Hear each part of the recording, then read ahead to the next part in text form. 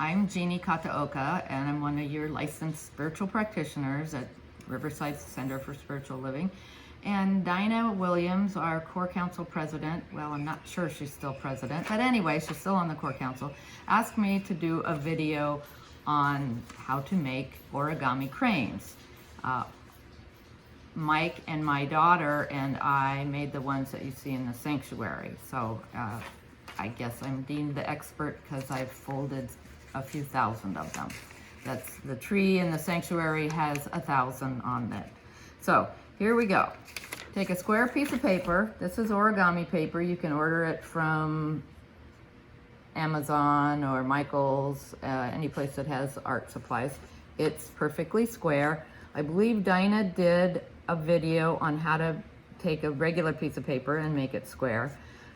You don't absolutely have to have square paper to do the cranes, I don't think, but I always start with a square. Our son has been known to fold dollar bills of various denominations as tips to leave, and I'm not sure how he does that, but anyway, we're starting with a square, and here we go. So you fold, first you fold two opposite corners together, and you try to get them as close as you can, but don't let perfection get in the way. They don't have to be perfect. And if you look at all the ones that I did on the tree, you'll see they're not all perfect. So now you have this, a triangle. Now you take the corners against the, what is that, the hypotenuse? Or anyway, the base of the triangle, we'll say, and you bring those together. It's not the hypotenuse, but I wasn't very good at geometry. So the cranes have 25 different folds and creases, so it does take a while to do them. So then you fold that over like that. Now here comes a tricky part. You open this up.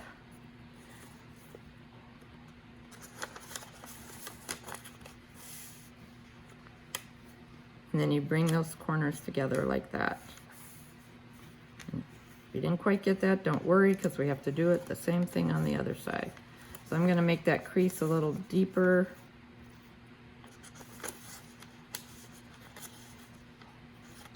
And just poof those out. And try to make the corners all come together. And then press it down. So you see you have open end here and the closed end up here. So making sure that the open end is at the bottom, you fold, you take one corner and you fold it to that center crease that you already created.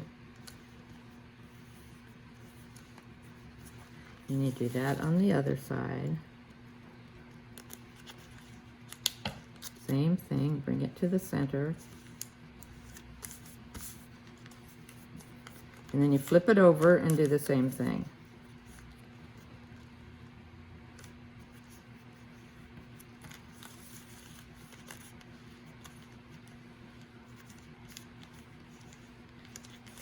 So you get this kite shape sort of thing.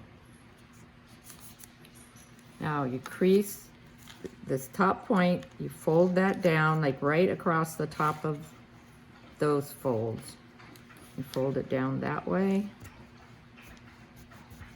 And then you turn it over and you crease it the other way as well. And you'll see why in just a moment. So then you open that up, and then you open these folds.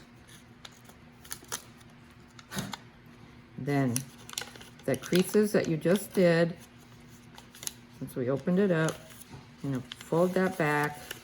This is another kind of a tricky part.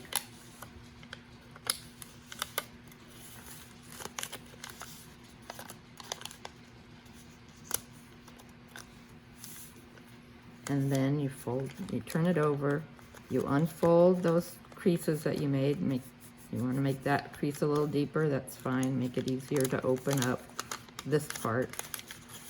You do the same thing we just did on the other side.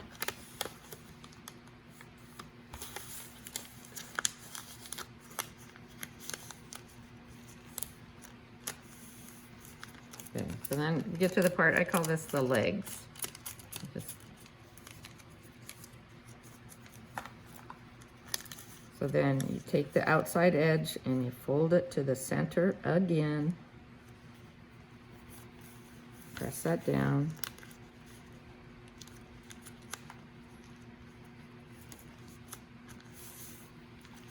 It looks like that.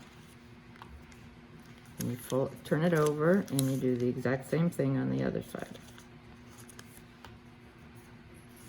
Don't worry too much if it doesn't want to fold exactly right. It's really not that important. I mean, if you can get it to, great, but okay.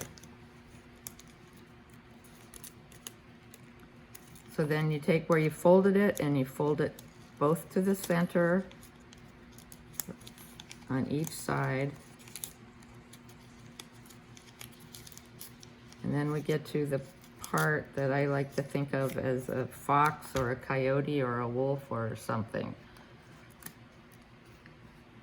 Some kind of four-legged dog type animal. Okay.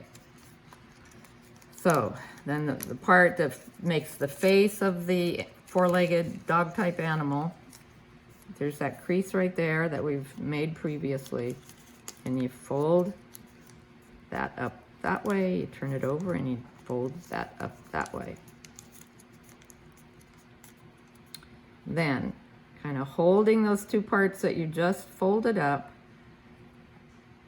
with your index fingers, with your middle fingers, pull it apart like that, and with your thumbs, you pull it apart like that.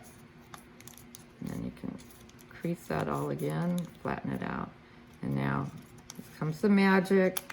You fold this part down, and those become the wings.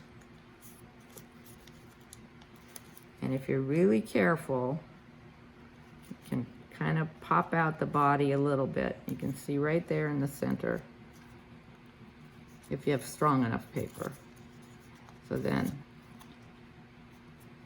So of these two parts, one is the head and one is the tail.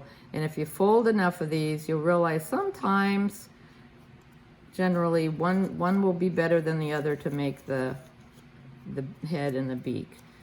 So then you fold it down, and you could be done if you want at that point. You've got your little beak with the little head, but there's another, it's an inside reverse fold that if you want to press that in the part that you folded down, you fold it in half again, and then you pull out the beak a little bit more, and then that kind of creates a flat head for the flat part for the top of its head. You can see it right there a little bit. So, and there we have it, a crane. Now I've made cranes with wrapping paper. I cut squares out of wrapping paper. You can use copier paper. You can use origami paper, of course. And as you can see, origami paper comes in lots of different sizes. These were pretty big. I think that was maybe a 12-inch square. These are about 6-inch squares that I was showing you on. And then it can even come as small as this. You can also do it, make them out of aluminum foil. A friend did that. I recommend that you don't try the foil right away because it gets a little tricky to see where the creases are once you start folding up the foil. So you better know which way you're going to have done it a few times. But there you go, and that's how you fold an origami crane.